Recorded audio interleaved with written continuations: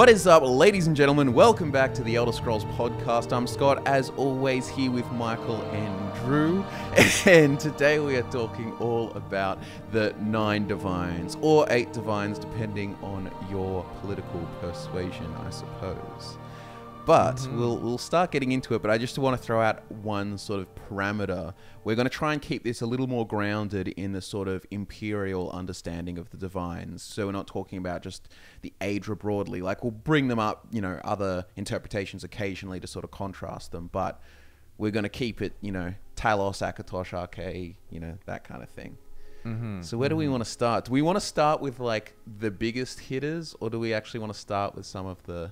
Well, how about starting with some actual lore on the divines and how they were created in the first place? A little bit of an overview of how obviously we had Saint Alicia make these divines because she had help with her slave rebellion from the Nords, but then the Needs, they had the old Mary pantheon because they just took the pantheon of their overlords, and then to kind of like make everyone get on, which... You know, it kind of sounds silly when you think about it. Like, I don't think Nords would be, like, happy with any changes. But she did get all of the kind of pantheons and blur it into her own one. To be honest, I actually would say, like, it's probably even a little bit more human-flavored anyway.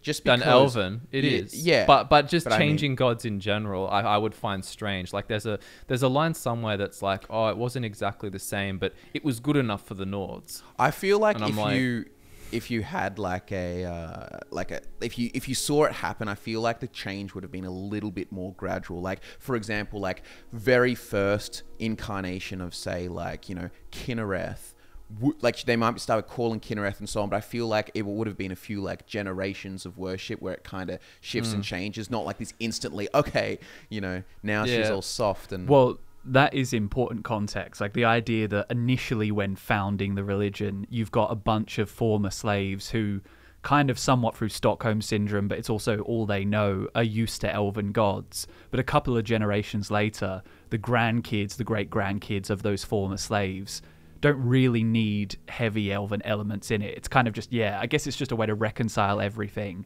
And then the 9 divines as we see them now, they're elven elements and even their Nordic elements seem very disconnected. And I mean, if you actually look at the divines too, the other thing to consider is maybe the divines that we know today, like the 8 divines, like in concept were created by Alicia, but the whole rising of the Elysian order and making that the dominant faith and the 8 divines sort of like a component of that might be very different to compared to, say, like the imperial cult that exists afterward through the Riemann empires and Septim empires. Like, if you consider in you know, in the real world, like look at Christianity or all Abrahamic religions or so, starting, you know, I guess it's Judaism or whatever ages ago, but then you've kind of got like the, you know, the formation of Christianity, the formation of Islam, and then you've got the splits within those.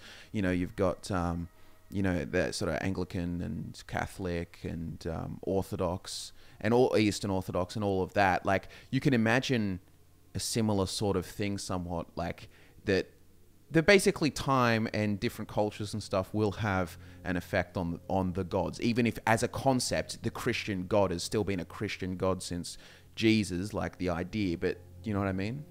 It is kind of like having a reformation because, you know, in the early days, more so for the Nords, but you could say so for the elves too, is the worship of these gods is very, very dogmatic, and with the Nords it's very animalistic and like these totems that they revere. And when you've got Shor leading the charge, who's a very aggressive god who hates the elves, these kind of things needed to be kind of nerfed a bit and like toned down for everyone to live in a cosmopolitan society.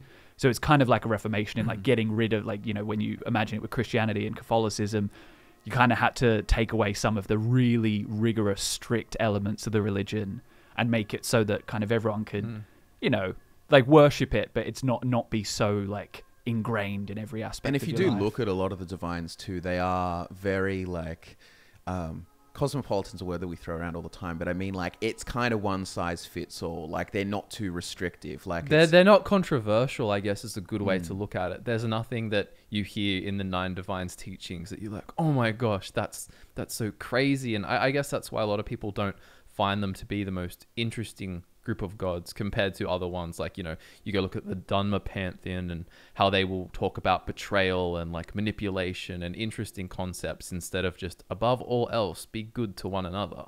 You know?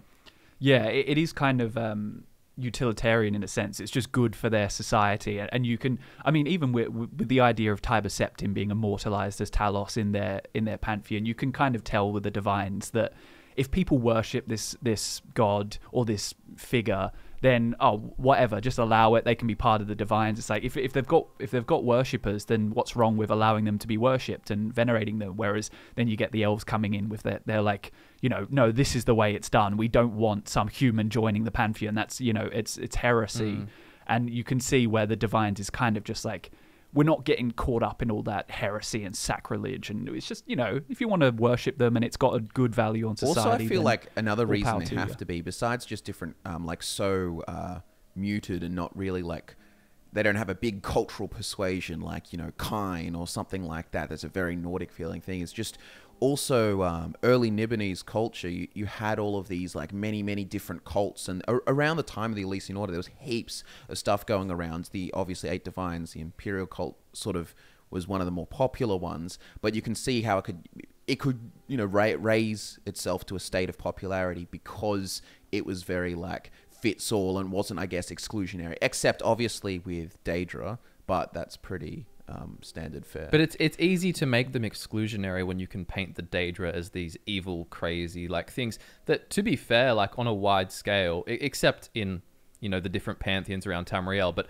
in Cyrodiil in particular, if you go look at the different shrines and the cults and stuff, like a lot of them do get kind of screwed over by their Daedra overlords. Like it's not, you're not necessarily going into the best deal. I mean, I find it interesting actually that the Needs would even worship the elven gods in the first place, despite the Stockholm syndrome. Like, what are they doing in terms of religion? Like, they're constantly being like hurt and I guess it's the same tortured. as like slaves would believe in like Rome could believe in Roman gods. But did they get time? Did they get time for religion? It's just an interesting idea. Did they have temples? Or were they just kind of praying in shackles? And well, to add on to what you're getting at there, if you're looking at the religion in Somerset, you've got Auriel the head of the pantheon, and it's very much their culture is based, this is generally speaking, but their culture is based around the idea that they have a connection to Auriel and the high elves are superior and belong back in Ephirius, in the heavens.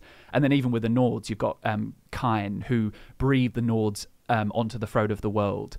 And if you're not a Nord or if you're not a high elf, some of these gods don't really mesh with you personally. But if you imagine in Cyrodiil, say you've got a mishmash of different races all living in Cyrodiil, and then you think, Mara, she's the goddess of love, compassion, the bounty of nature. Everyone cares about their crops being healthy. This applies to everyone. It's not like, no, the Imperials are superior kind of religion. Oh, yeah. The Talos as well, worship of Talos can be useful too, because it is like a ambition figure and a kind of like, transcendence idea, putting that into the culture. Like you can overcome. It helps put faith in the emperor as well, whoever is the ruling monarch. It's like, this is how important they are to our culture. To provide more like potential context to the idea of the slaves accepting like the elven gods and so on, and because they were just born into it, it's also like, I guess, looking at slavery kind of different to how we do in the modern world and in our recent history, where it was very like economical or like sort of transactional or based on stuff. Like a lot of ancient slavery was, and you could even look at India, and a lot of ancient India and stuff is a good example of this, and caste systems and stratification of society. The stratification of society and the place of slaves was kind of something like associated with the religion and the gods itself. So they could be looking at Auriel, and like Auriel, they worship their god and so on, but they kind of feel like their place as slaves is ordained by the gods, and it is made so by them. Like, so their relationship changes. It's a bit different, you know what I mean? Like it's not necessarily like the sort of, it makes sense if you're told that you're like the bottom of the food chain essentially. You're part of that society, as opposed to being stolen from somewhere else. And you grow up in like it, that. and your religion dictates to you that you are bottom of the food chain, then you'll believe that, I suppose. And the other thing, I guess, to throw out there, because I imagine the cruelty would change depending on the Aelid kingdoms, but like there's a lot of your base elven gods, which were the Aedric ones. But then you've also got like the Daedric ones worshipping the Daedric princes, and they were the places of like, immeasurable cruelty. Yeah. That's where it's that makes really sense. happening, Because they still need they to... could even think that the gods have forsaken them in a way, or that their elven overlords have become, I guess, less adherent to their own religion. Yeah. And I can see that. But it's interesting, a lot of the gods still, they're not very elven. Like even Akatosh being like, I mean, we can get into this a little bit, but Akatosh being like, originally an interpretation of Auriel / Alduin / sort of like a mix, you know what I mean? You're bringing in the sort of dragon element, which also, like, I feel like to the Nords, the bringer of time and end of times and so on, like Alduin wouldn't be a good figure. Actually, also, considering that the dragon, maybe this is a bit of a lore problem, but like, consider that this creation of the 8 divines is happening in like the year 200 and something of the first era, whereas Isgramor's arrival was only sort of like 500 years before the start of the first era or something like that. So then you've kind of got in between those 700 years of time, there was like Alduin running around with his dragon cult and dominating the Nords of Skyrim. I feel like they really would have had a recent experience with dragons being bad. You'd have the flashbacks of like, I remember the last time we decided to worship dragons. Didn't go very well. Well, actually, exactly. The dragon cult was being exterminated in the early first era. Yeah. So it's still like around. So it's a bit dicey. But I mean, the whole thing is shrouded in mystery. Even the whole concept that Akatosh kind of came to Elysia in a vision, when Akatosh, in the way that she supposedly constructed it for the Divine's religion, didn't exist. Yeah. Yeah, Akatosh, I've talked about this before, but Akatosh very much seems like a cross between the time god and elements of Shor that kind of had to be removed when creating the religion, because obviously Shor was so aggressively pro-men, so aggressively anti-elven, so that when you see the face of the dragon and the face of the man in Akatosh, I kind of see that as the human elements of Shor or Shazar, whatever you want to call him, being kind of implemented into Akatosh. But yeah, it is weird with the dragon. It's some interesting... I think a lot of people ask us, actually, I've seen this question around a bit, and it's about... like, what are the sort of real gods? And the problem is in the Elder Scrolls, it's all subjective and you can't actually go the real god, because especially when you look at, like, if you're just working off the 8 divines, like, they were a creation. Like, if you were looking at maybe the realest gods, you could go to perhaps the first religions. Like, if we're not talking about the Daedra, in just the Aedra, the earliest religions, so maybe some of the Nordic ones and the Elven ones, you can go like Aldmerian gods of men or so on. But even then, they are so subject to interpretation of what you sort of put onto them, and they don't have that sort of conscious presence like the Daedra. So there is no real way to go like, what is the real god? Because some would go like, oh, Kinnereth is a weaker form of Kine, but then I'm sure there are Nords and stuff out there that are like, no, they're separate. In the same way that people could draw all kinds of like big mythic connections in the real world between like, storm gods and like Indra and Zeus and Thor and all whatnot, right? They could do that. But that doesn't mean some might accept the connections, but others might be like, no way, they're separate, they're different things. So it's kind of like, depends who you ask. You can't get a concrete answer because you can't, unless you have like, the metaphysical knowledge of the universe injected straight into your brain. Like you can't. The Godhead is the only God. Well, yeah.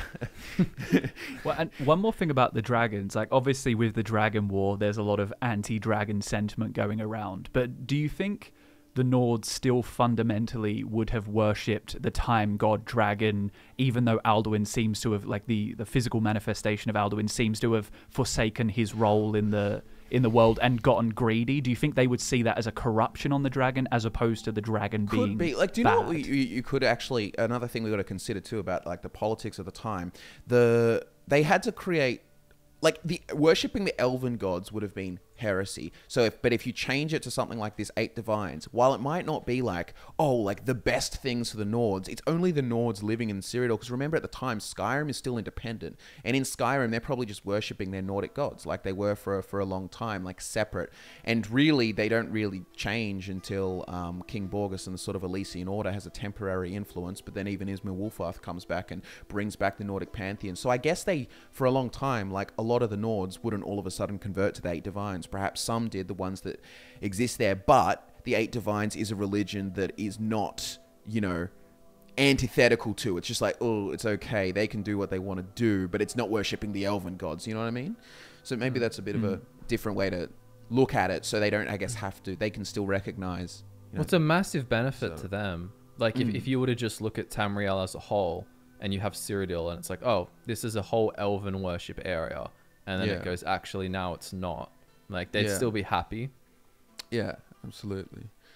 But, yeah, are there any more, like, points we want to talk about, like, broadly about the divines? Well, I guess while we're talking about the foundation of it, we've kind of gone into Akatosh, so maybe we should just start with Akatosh and focus on that. Akatosh, the insane god, supposedly. The splintered As god, you're saying, there's in time. 2 faces and all these different aspects merged together.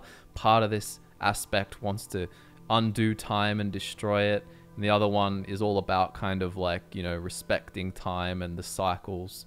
One of them loves men, one of them's an elven god that hates men. Well, it's all interpreted. There's a lot of, and especially when you bring in the whole, like, you know, Marikati selectives dancing atop the towers that brought about the Middle Dawn, which kind of changed things and according to them, like, you know, removed the elven elements from Akatosh and hence split them, which it's still hard to really understand, like, what it is in terms of lore. I think I generally like to just look at it still as this one sort of time god archetype, and then look at the different versions of it, and then you can build that whole, like, the sort of like Akka concept of the different, you know, the insane god, the time stuff, all of that. But you know, you just can't really get an idea that, like, oh, Akatosh, confirmed, split from Auriel, so Auriel's a separate being entirely. You know what I mean? It's kind of hard to work. Yeah, they're different interpretations of the same thing, and that's the crazy thing about Dragon Breaks, is, you know, we think about what that entails, but it is quite literally breaking Akatosh. It's breaking the dragon and stopping the passage of linear time in a place where, you know, that is the structure that forms the whole realm and forms the whole universe. Without it, everything gets kind of screwed up. So, you know, no wonder Akatosh is a bit nuts. But yeah, but overall, no matter what sort of interpretation, he generally has something to do with time and being leader of the pantheon, essentially. And I suppose being a newer god than, say, Auriel, the same kind of creation stories don't seem to exist in the Divines pantheon. Like, you know, you have Auriel and Auriel's bow and shooting the heart of Lorcan and all of that. They don't talk about Akatosh when they... I guess that's another thing. Any of that. It's just very vague. That's another thing I guess we should talk about, just to preface, that when you're typically elven pantheons and elven beliefs is like what you call, like, you know, Anuic, meaning, like, basically not looking favorable upon creation. They thought it was like, you know, big Lorcan's trick and so on. We've been betrayed and everything, and now we're stuck here in mortality. Whereas what they call, what you can use as a term for, like, Patamaic, as in the other side of the coin, is, you know, very favorable creation. And they're like, yes, the gods loved us and created us, and we were created by the gods, not descended from the gods. But the 8 divines and imperial religion and Nordic religion all have that core underlying belief. Like, they don't believe that these 8 divines, you know, were betrayed or something. They believe they were created willingly, because I think it's the song, Shazar's song is the text, I think, or something like that. And it explains Shazar's place in the thing, but it's like sort of Shazar came to the gods and sort of showed them all the beautiful things they could create with life. So they sacrificed their own power to sort of create mortality and so on. So it was like a positive experience. So, and that's like underlies their entire religion, because, you know, that's like, I guess, get down to the fundamentals. So yeah, their creation story changes substantially. The simple involvement of Shazar or Shor or Lorcan in the pantheon as a worship god makes it kind of innately Patamaic. Like, you know, so yeah, simply viewing favorably creation is is a bad thing to elves, and that's why Lorcan will always be. He'll never be, even though he's a bad deity to them, he's never going to be worshipped or considered a part of their pantheon. So that is the unusual thing about Shazar. Shazar is a recognized god in the imperial religion, but is not included in the 9 divines, or at least not openly. Yeah. You know, if it is, it's and snuck in there. It could have been different much earlier as well. Like, you could argue that Riemann and Talos and so on, and these big figures of the Empire kind of took his place of reverence in a way anyway. Like, you know, I even considered making a video on it before, but I'd have to work it out. But basically, there's this sort of idea that Talos is not like mantling Lorcan, but he's like the functional sort of, you know, replacement for, and the same as like Shazar. Like, so Shazar was like, you know, pro-man, and he was sort of what, you know, started this whole thing off. But then Talos has kind of become the living embodiment of him, kind of. But then there's all this Shazarine stuff, and it's, you know. Yeah, he makes his will known through aspects called Shazarines, or, you know, different versions of him that pop up. You can't get rid of him completely, even if you tear out his heart and shoot it into the ocean. It's not gonna do the trick. Yeah, but yeah. I suppose we could move off Akatosh. Yeah. Obviously, we know there's all different interpretations, like Alkosh and the Khajiit religion, but we can hop on over to RK, who says, "Honor the earth, its creatures and the spirits, living and dead. Guard and tend the bounties of the mortal world, and do not profane the spirits of the dead." Yeah. Ooh, life and death god. I very much see him as fundamental to kind of almost enacting Akatosh's sphere. You know, it really focusing on the cycle of life and death, and not disrespecting it by seeking immortality through profane means, or, you know, the undead. All of this stuff, it breaks the cycle. It kind of disrespects time, and, you know, being a worshipper of RK kind of guarantees you to respecting and taking part in the cycle of life and death, and, you know, not being afraid to die, and knowing that you'll come back eventually, and the, you know, the cycle goes on and on. Yeah. What do you guys think about his origin, one of his potential origins as a mortal? Because I think it's a rather fanciful story, just because, like, at the creation of RK as one of the 8 divines, this is way back in the first era, and the sort of tone of the book of like, oh, it's a shopkeeper, and sort of, it seems a bit more modern civilization. I don't buy it at all. And I don't buy it, but it's cool. It could easily be an example. You know how, like, people, like, obviously when King Arthur was first written about, they're writing about it kind of like, you know, with modern technology. Well, to them, modern technology, they're all knights in shining armor, but, like, the time period they're talking about is, like, very different in the reality of it. Yeah, he essentially becomes an archetype. Yeah. Like, you know what King Arthur, for example, represents, and say there are, you know, King Arthur could actually be a dozen different kings in the old Britain times, doing certain things, and their stories kind of get embodied into one being who just resembles these chivalric values, etc., etc. And RK, his role, the idea that he was just a shopkeeper doesn't really make sense for his actual origins, but it kind of does align with what he represents, and the idea, you know, and it's just kind of a good being story. A mortal himself and experiencing it kind of also, you know, you can kind of gives a better understand of the mortal cycle, and having lived and dying yourself, and, like, so it's like thematically it assists who he is. The monomyth is the more realistic but boring suggestion, which is that he was just one of the first spirits to crystallize after the start of time. The shopkeeper one, just for people who don't know it, was that he was this shopkeeper who was just obsessed with, like, knowledge and learning, and he just constantly was just trying to understand this book, which was written in some weird language, and he just got, like, so absorbed in it that he ignored everything around him. Then he realized it explained life and death itself, but he spent so much time with his head in this book, he was, like, about to die with an incurable plague, and then he prays to Mara, and it's Mara who says to him, I'll make you RK, basically, and you'll be this god living forever, but in charge of the cycles of life and death, or you can die. And he chose to be RK, apparently. Yeah, he's Arcade's got more interesting interpretations than some of the other pantheons, but I will say I do like, if you look at because there's ideas that the sort of celestial bodies or planets in the sort of universe in Mundus are, you know, representations of the gods themselves, so they can call a planet Arcade. But when Manamako ascended to godhood in the warp in the west, he became manifest as the necromancer's moon, which orbits Arcade, and then eclipses him once every 8 days, shining a purple light called the Shade of the Revenant, and I'm pretty sure that's how they make the black soul gems and so on. But that's a really cool... I just like the idea of just, you know, the god of life and death having this sort of spiteful moon going around him trying to, you know what I mean? Yeah. No, that is cool. And it's interesting too, because that's kind of in Oblivion, in the sense that you have the shrines and stuff that they're making the black soul gems with.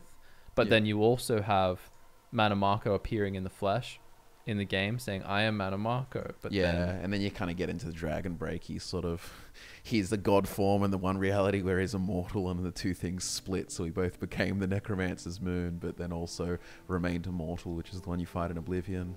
But it kind of gets a bit whack. There's a lot... Look, everyone who's listened to this podcast for a while now knows that if you're interested in the lore, you have to create a lot of copes for bad writing.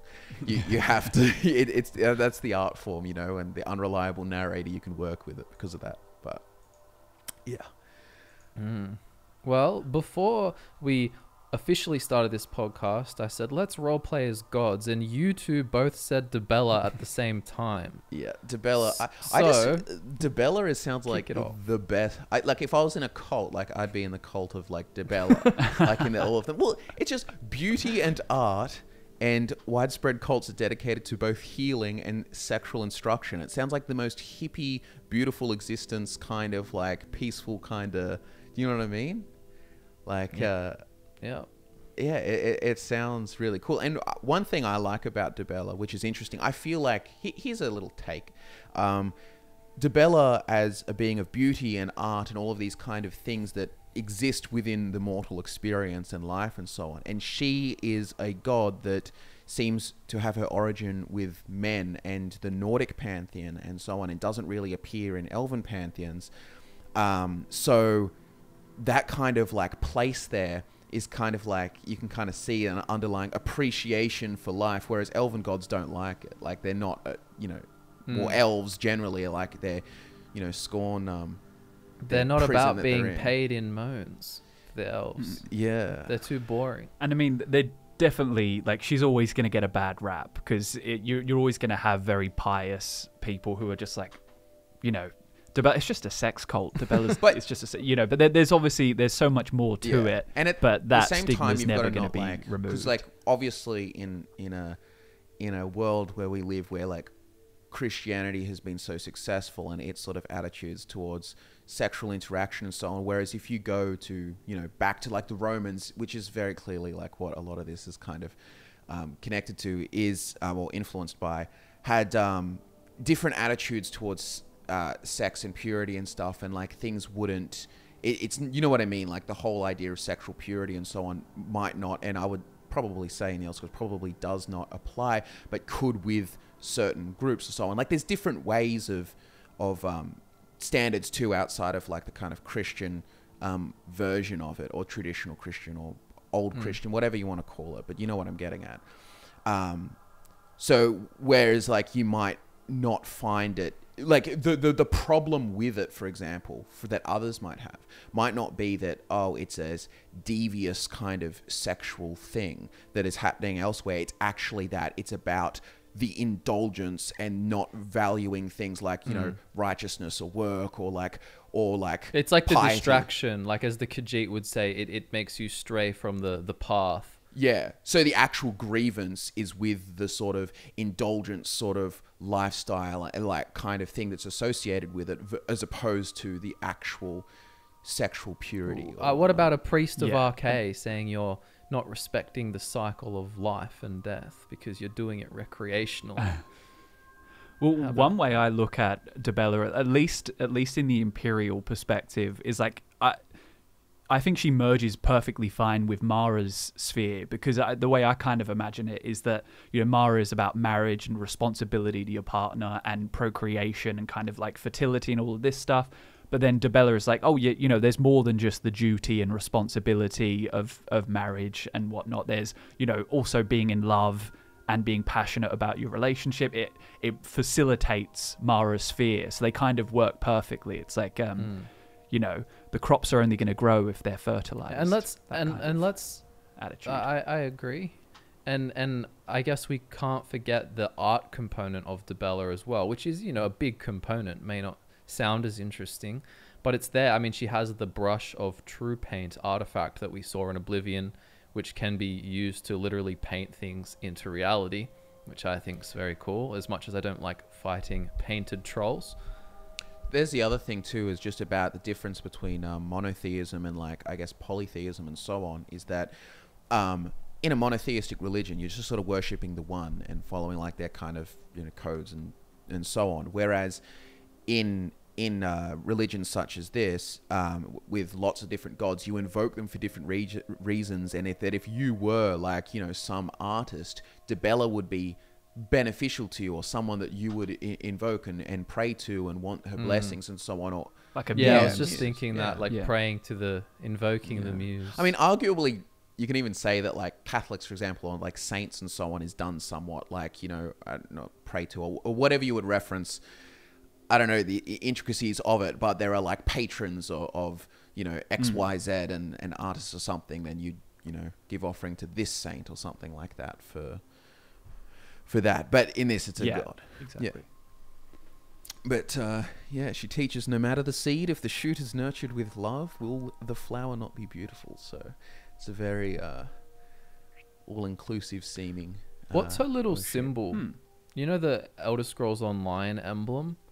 I just can't. Am I? Isn't it a flower? Being silly here? No, but what's that attached to? See the thing with the blue?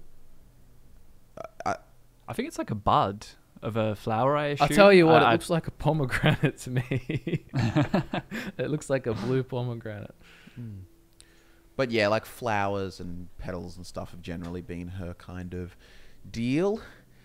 And yeah, I don't know. I just feel like it's cool. Like, I like, even in ESO, the Dibellan doll masks. If you sort of scroll down on the wiki there and have a look, it's just kind of like all these beautiful sort of Venetian kind of masks. And you can imagine like all of the cool art that would come from her cults and so on. And I like her representation as a moth in the Nordic pantheon. Just the idea of like these bright and beautiful coloured wings with many colours on it. A beautiful moth drawn to the light of inspiration. But so there's more to it's more to her than just a bit of sex. Yeah, you know? Don't write her off. But now let's go to Julianos, god of logic, wisdom, and the arts of magic. Yeah, Julianos is a god that seems to have definitely fallen out of favor with Nordic religion, like Junal. He's a bit of an incel. Yeah. Like, look, there's no time for art and beauty and sex when you got logic, literature and contradiction, boys. Associated with magic, often revered by wizards. Like I'm saying, Junal, Nordic father of language and mathematics, isn't so popular anymore. I guess the Dibella cult kind of kicked him out. But yeah, Julianos is one of those divines that isn't particularly interesting, but kind of needs to be there to have like all the... It's like fire, wind, earth, and then it's like, okay, we just need this one because, you know, it's another element. He's filling the place. Like, he is like a school teacher god is the kind of vibe I get from him. I just think of, you know... when they say he falls out of favor, well, I don't think it actually gives a specific time frame, but I tend to think it's the magical aspect of him that has somewhat fallen out of favor. Because, like, for example, after the Oblivion Crisis and the kind of breakdown of magical institutions, and people start to look skeptically at magic, like it's associated with the Daedra, and I think that might be part of why he's been a bit shunned. Yeah, in the Nordic one specifically, it's that I think it's overall the attitudes when you have Junal, and it's like he was the god of hermetic orders and the clever men and stuff, whereas the art of the clever men sort of became less revered over time, and I guess magic got associated more with the devious elves, and then obviously that even gets more amplified as things go on. Yeah, because by the time of Skyrim, all the Nordic gods have fallen out of favor. But remember, magic to the Imperials, the Imperial Battle Mage archetype, or as a unit in their thing, is very important. So you can see how, like, you know, knowledge of magic and so on has been part of their thing. But look, so he represents learning, scholarship, justice. His domains include alchemy, enchantment, sorcery. I do like the thing he is said to incant the damned equation. Yeah. That's cool. 2 out of 10 snooze fest. Let's move it on. Kinnereth, let's go. Okay. Kinnereth's cool. Her role is somewhat kind of not downplayed, but watered down when it comes to the Imperial Pantheon. It's mostly just an association with the elements and nature, you know, and the weather and nature, as opposed to her fundamental role in human society. Like, Kine is far more interesting, I think, and you know, is more heavily involved in the Nord's religion, whereas, like you're saying, Kinnereth is I don't know, nothing particularly interesting. And it's also too, like, her cool stuff kind of, even like now they recognize, like, Kinnereth, you know, obviously, or / Kine as the mother of the demigod Morahouse, but it's like she was sort of known as Kine back then, like it was kind of pre-formation of the 8 divines anyway. And look, to be honest, Kinnereth specifically, not Kine and the other interpretations, which are much cooler in my opinion, is just the nature god filling that out in the pantheon, you know, with the god of heavens, winds, rains. And remember, there's even when you go and get the boots of the Crusader, and in like one of the challenges, you're not supposed to fight back at the bear or something attacking you, or the Spriggan or something. That's the challenge. Yeah. When the pilgrim didn't fight back, having reverence for nature, Kinnereth allowed them entrance to the grotto where the boots were hidden, and wearing the boots means that the creatures of the forest won't attack you anyway. I mean, at least Kinnereth's the mother of Morahouse, the demigod. That's kind of cool. But you can imagine some cool things, like an army, like, you know, praying to her or something before they go on a march to, so, you know, make sure the rains stay away, or favorable weather and stuff like that. And merchants needing favorable winds to travel to sell their wares and things like that. To be honest, a lot of the divines seem rather, like, practical. Do you know what I mean? Like, they don't have a...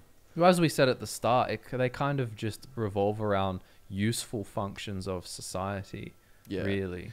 I mean, like, kind of, too, the other thing is you can kind of, like, you could say that the 8 divines are almost, like, reduced to the archetypes the most. Like, if we were talking about Adric archetypes and, like, a time god or whatever, it's like Akatosh feels like the most, I guess, like, base time god. Like, he doesn't have an elven flavor to him, or he doesn't have some, like, Nordic kind of... Was it based or base time god? Just base. Just the base time god. You do have to kind of tear away the stories from these gods. Like, for example, with Kine, you know, the Nords believe that when it rains, it's her tears mourning over the loss of shore. And that would have been one of those aspects where it's like Alicia coming up with the religion. We can't really have that if we want to appease the elven elements of things. So we kind of, as you said, boil it down to the basic sphere, the basic aspect of what they represent, and take away a lot of the context. I think you need to be careful, Drew. I can see your Witcher necklace swinging in the background. I'm knocking against this. It's almost as if she's sending an earthquake to come and teach you a lesson. That'd be me fidgeting too much. But, you know. Well, how about... But yeah, Kinnereth basically is a bit boring. Kinnereth. How about we look at Mara? Mara's cool. Everyone likes Mara. You have to be a bit weird to not like Mara. Mother figure. Goddess of love, agriculture, compassion, fertility. Interesting agriculture is there. I suppose it makes sense, but I always associate that with the Zenifer a lot more. Well, it's kind of more so the I guess, just fertility broadly, as in the fertility of the land, fertility like of the womb, everything, like, it's related to growing new life. But she's obviously really... closely intertwined with marriage ceremonies, as you know, in Skyrim, and it's sort of, she seems to be like the marriage god, really. Yeah. On top of other things. Also, interestingly, I think it's the elves that they believe that she was the wife of Auriel whereas in the Nordic one, she is the handmaiden to Kine and concubine to Shor, as well. So Mara is a figure that's seen as like in relation to like the chief of the gods or whatever. But so in a way, she is like a. If you looked at like Alduin or Auriel or Shor as the father figure of their respective pantheons, you could kind of see her as somewhat of a important mother figure kind of. Yeah. Mummy Mara. Yeah. Well, except I guess Kine in the Nordic one kind of takes that, but she's like the extra one though. She's a concubine, and you can make cool figures like that. She's the side chick. The side piece. Yeah. Divine commands mortals to live soberly and peacefully, honor your parents, and preserve the peace and security of home and family. It is a bit, and do your homework, isn't it? It's very... But you can kind of go like you could see, we were talking about like stuff with Dibella. You could see how, for example, things of erotic instruction and all of that kind of sort of sex cult stuff could pull away people from what Mara's more sacred duties of like sort of family, hearth and home and love and like connection or something like that. It can, not saying it necessarily has to, just what I'm getting at. I was trying to think, because everything that a lot of things that are interesting about Mara are her interpretations in other culture, like Mora with the red guards. Yeah, well, definitely a fertility goddess with multiple arms, I think. She has many arms trying to grab different husbands and grab more and so on. But what's interesting there, again, like that's another sort of marriage sort of connection brought onto her. It's also on the side thing too, like grabbing other people's husbands. Well, that's kind of, it's a cool part about the red. Or are they just men? Are they husbands that are already husbands, or is she like making them? Well, I guess it's sort of referring to like a polyamory, like a husband being like, quite literally. Yeah. So, but it's kind of a different dynamic, one that you don't really see, like a reverse harem, or lots of dudes to give you lots of kids, but. I don't think it works that way. What? Lots of dudes to give you lots of kids. Yeah, like different flavors of kid, I guess so. You just... Because you take the different husbands. You get what I'm saying? Yeah, I'm just saying that the incubation. I mean, I don't know if she has 4 of anything else. She's a god, bro. Got 4 arms, so... Maybe she has 4 worms or more. 4 incubators, yeah, maybe. Who knows? That's beast. Gotta get that bread in the oven. She's a full-on bakery. She's just churning out sourdough and nice some bakes too.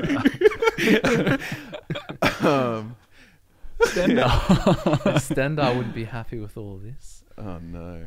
God of mercy, though, charity, well-earned luck, and justice, unless of course you are like a Daedra or undead, in which case you will get no mercy whatsoever, and he will want you wiped from the world. Yeah, and we know he has his vigilance of Stendar as one example of like people who go out and crusade. Like he seems like, you could kind of say like a crusader god, like at least. And I wonder how much it's abused, essentially, in the same way that like the call to the real crusades and so on was like heavily abused for land stealing and stuff like that. You could that righteous cause and justice, and honestly, justice and righteousness a lot of the time, it's red flag. Like if you hear it, like it's good intentions pave the path to to hell or something.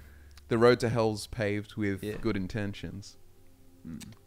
But especially when it's involved with the Imperials, I like the aspect of him that is kind of related to keeping rulers in check, like his idea of righteous rule by might and by might, as you said, bit of a red flag, but merciful forbearance. So the idea that the gods aren't just telling the serfs what to do. It's like, no, the most powerful people in the kingdom, also in the empire, also need to follow the gods and not become corrupt, and follow the rule of law and be a merciful, good emperor.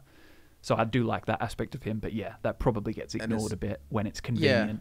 Yeah, but go among the infirm and wounded wherever you may find them. Do not hoard wealth or indulge physically. And you could say it's like, that's, they're good things you should do, but I feel like a lot of the emperors that model themselves, like, they definitely indulge definitely hold well. I don't know if it's kind of like, you know, the idea versus the execution, I think. It is interesting as well that he seems to not really acknowledge worshippers, like, or distinguish between worshippers and heretics. Like, he kind of treats everyone fairly, but he still wants, obviously, you to worship him like any god would. But he doesn't seem to be like a big favorite playing deity. It's interesting too, and we've kind of talked about this, but like through the Elven and Nordic lens, through the Elven lens, he's seen as an apologist of men, which is, you know, a kind of mercy, apologizing for men's misgivings to the elves, really. But and then in the reverse, it's like he's a god of ransom, which is kind of like the hardcore Nordic version of a mercy, you know, telling them how to take on war prisoners instead of just killing everyone. So I guess he's a healthy middle ground, Stender. In that regard. And he's got a cool symbol, like the whole cup pouring a drink out. It's just an interesting little, Like a holy grail. yeah. Like I'm just glad it's not like the scales, you know what I mean? Like Lady of Justice kind of looking thing. Yeah. Yeah. Yeah, true. Something different. All right. We got Zenifer. I think he is by far the most like forgotten. Like if when I used to the least fleshed out, I forget for sure. about him relatively well, not regularly because we, you know, write and talk about him so much, but when I was a kid, Zenifer would be like the one I would forget. Yeah. Like is Oh, that's such a rip. I mean, I like the whole idea that he is associated with the Bosmeri god Zen, yeah. which is kind of, I'm pretty sure, like an agriculture god. Yeah. God of toil, agriculture, payment in kind, but also vengeance to them, which is interesting. Perhaps I could see some kind of traditional eye for an eye elements there in vengeance. But he is very much a god of work and commerce, and the whole concept of, like, you know, you get ahead in life by working hard and being fair and honest, and not through war, bloodshed, or theft. But he's kind of an important god to stop rebellions and things like that. Just, you know, if you work the fields all day in the hot beating sun, keep at it because you'll be rewarded for it. He's the god of capitalism. Kind of. But he does have that more religious element of like honest work, like that real honest profit. But honest work for the farmers and the guys that worship him, like sitting there with their big coffers full of like trade and commerce and gold, and they're like, the god of stocks. It's interesting that he's also seen as a warrior god, although one who apparently is restrained and reserved in times of peace. Yeah, I mean, we've got to remember all of these divines are through the context of a continent-spanning empire whose entire, work is conquering other people and taking their provinces. Of course. We've talked about this before, and one day we'll do it why the empire are not these, good guys, these super good guys. They do, everyone is very anti-imperialism and anti-empires in the modern world and so on, but they seem to kind of forget that this is what's happening to them. It's very easy to paint the Stormcloaks as some very they're just a bunch of silly racist types, and I mean a lot of them are very xenophobic, but you can imagine how would you feel if some other kind of faction, I suppose, came to your province or country, told you couldn't worship your god, and had agents roaming around that would it's like 1984 kind of thought police. If they find you, they're going to take you away and kill you. Were they ever that bad? Huh? Were they ever that bad in the places where they? I'm talking about where with they Talos. Literally, by the time of Skyrim, there's Thalmor agents that they've permitted to walk around in Skyrim, capture Nords who worship Talos, and take them away. And look, some people will go they've been part of the Empire for ages and all of that kind of stuff. But it's Scotland's been Scotland or Ireland, for example. There's a lot of people there would very much like their independence or their own cultural sort of things, but they've been right. Enough of that. The Englishman. Just to add to the Talos point, I feel like I would put most of the blame for that on the Old Merry Dominion over the Empire. I think if the Empire were had I'm talking about them like they're this monolith, but obviously it depends on who's in power and who's on the council and who's the emperor. Empire, but I feel like the Empire is not going to be imposing, torture and death penalty for worshipping Talos. And other examples of them, I'm not saying imperialism is a good thing, but spreading into other continents, they tend to do it with some grace. Like, for example, like looking at Black Mush, things didn't go that well, but the idea is they put in infrastructure. They don't try to mess with the local cultures too much. They try to integrate it and try to feel like just it's make... they couldn't in Black Marsh. And same as Morrowind. Like put it partially, Morrowind. They yeah, install but- a puppet king, and if you look at the like political trajectory of Morrowind in the time since it was conquered, compared to the 400 years later or whatever, by the end of the Third Era, it was going in a very different place. Yeah, look, my whole All point. I'm saying is it's not like crazy dogmatic, worship No, our it's gods. not. If you worship It's someone not. who's not out, it's You're like, right. that's more It's of not a- that. But my point was simply just that the Empire is so much worse than everyone thinks, and they definitely do go into other cultures' territories and change things. Yeah, simply put, it's the same as the Roman Empire. A lot of their motivations it's not like a religious crusade or dominance or anything like that. They just go in for economic reasons, fund some wars, go take bounty, control new places, new resources. It's just not black and white like a lot of people are very much like, oh yeah, the Empire is the good guys and the Stormcloaks are the bad guys, and it's like 100%. there's I totally agree there's with some that. nuance there. Yeah, like There's some do you know what? A nuance there. good game is look at the Elder Scrolls Adventures Redguard, and that's all about the resistance to Tiber Yeah. Septim's empire, and actually shows you the other side. And it's like he's not coming in And to add to that, to unleash a giant brass god on the Somerset Isles to bring them under control. That's not the nicest way to go it's like about the it. equivalent of like a nuke in our real world in terms of destruction, way more even. Like, if you believe the outer canon sort of lore, they're like unleashing 1,000 years of broken time war with mirror logicians or whatnot. Oh yeah. But even not, like, then he goes around and like, uses the Numidium to purge unloyal families and stuff like that. Like, Tiber Septim was a bastard, bro. he's an awful dude. Well, I think that's the perfect segue to talk about Talos. Tell us. The final divine, if you would like to include 9 divines in your list.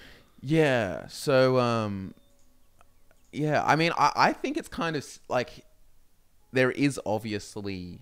I don't think the Aldmeri Dominion are just trying to stop his worship or so on, but like he is a god, a divine essence, like the story of Daggerfall and how it all plays out. Like he most certainly has like some sort of divinity for sure. But yeah, like we've kind of touched on this before, that Tiber Septim, or Talos as he's known, becomes like a sort of god or focus point for like other emperors to aspire to, and for sort of he is like a manifestation, a divine manifestation of the empire itself. But one thing that really gripes me, and I think I was loading up Oblivion recently, and then in one of the lines or something, it's like, oh, the Septim Empire is like direct descendants of Tiber Septim. They're not. Like the entire Septim is not direct at all. And that's like, a loading screen too, which is meant to be considered canon. This is the kind of myth they could run with, I guess, though. You never know in the modern world. Or this is the other thing. This is kind of contrived, but like some ancient people and older groups had different understandings of like hereditary lines and so on. A lot of the time, it's like not necessarily, not a lot of the time, but some of the time, not necessarily just straight up like blood and genetics related. Like we're looking back at things from a very genetic kind of, like for example, like blood bonds and blood brothers and so on.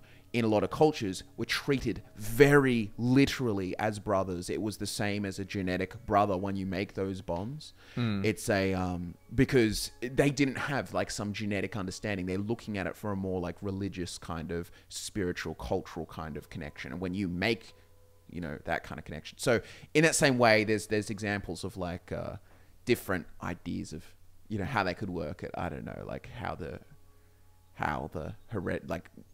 you know what I mean? They're headcanoning that they're a direct descendant, but if you look at the actual like timeline, that everyone's descended functionally from Tiber Septim's brother, or his Tiber Septim's niece, really, is the next crowned Kintara. Well, and the idea that Tiber Septim deserves a place amongst the divines is kind of weird when you've got Riemann, who is... He's a cultural god. He's a cultural hero to the Imperials, and really, it makes sense that Tiber Septim would be the same.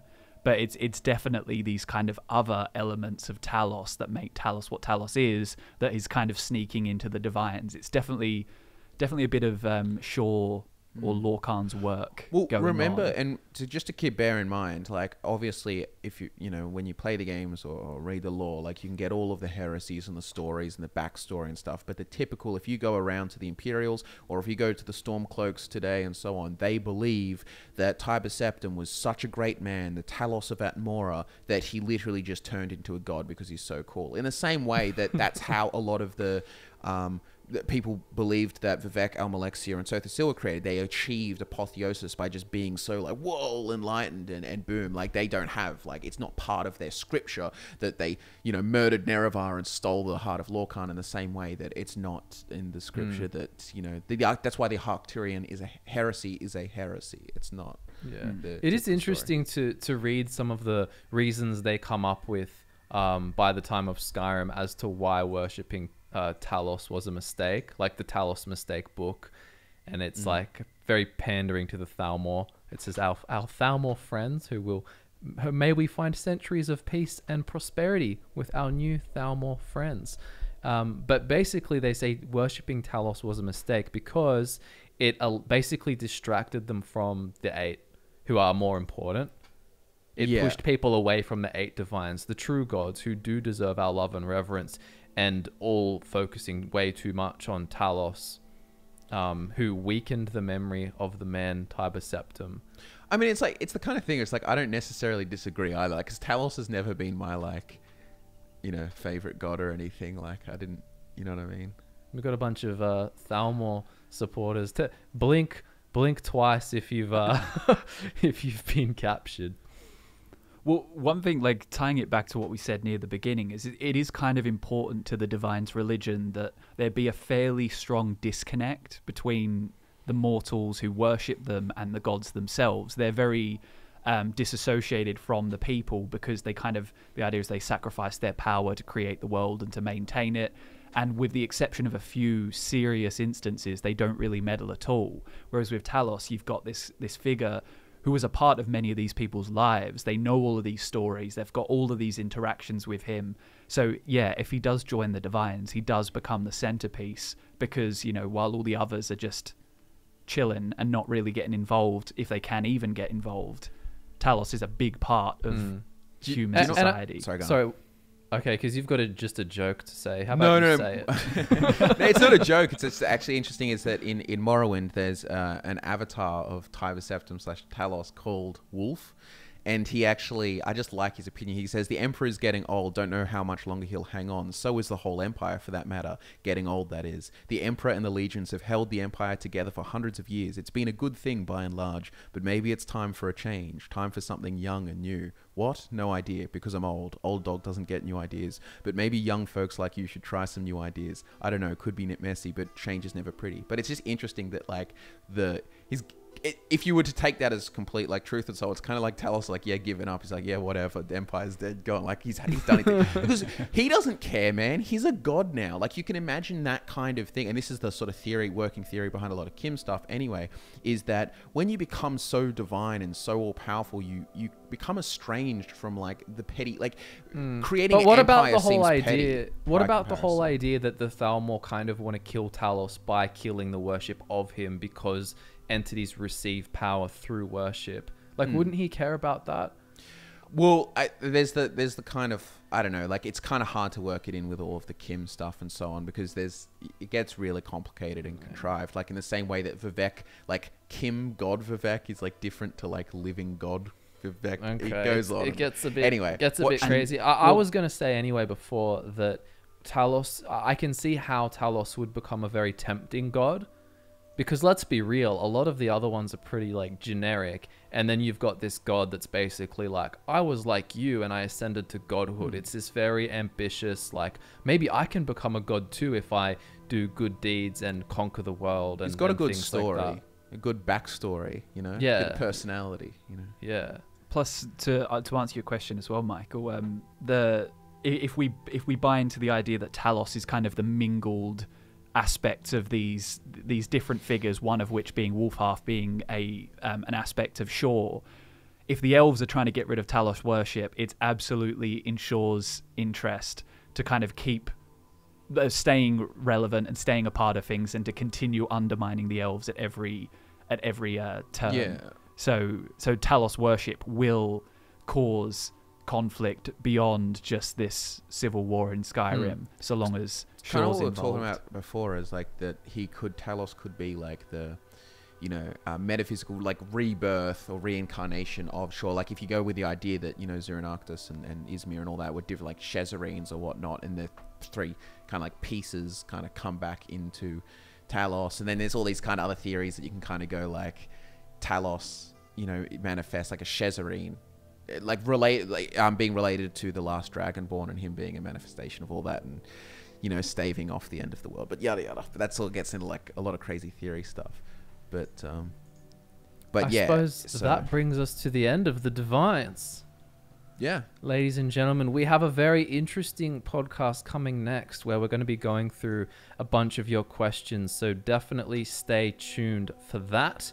Social media links are down in the description below, as is a link to buy some FudgeMuppet merch if you want to get a sick t-shirt like this one. And Scott, finish the outro. Bye. See you all. See you next time.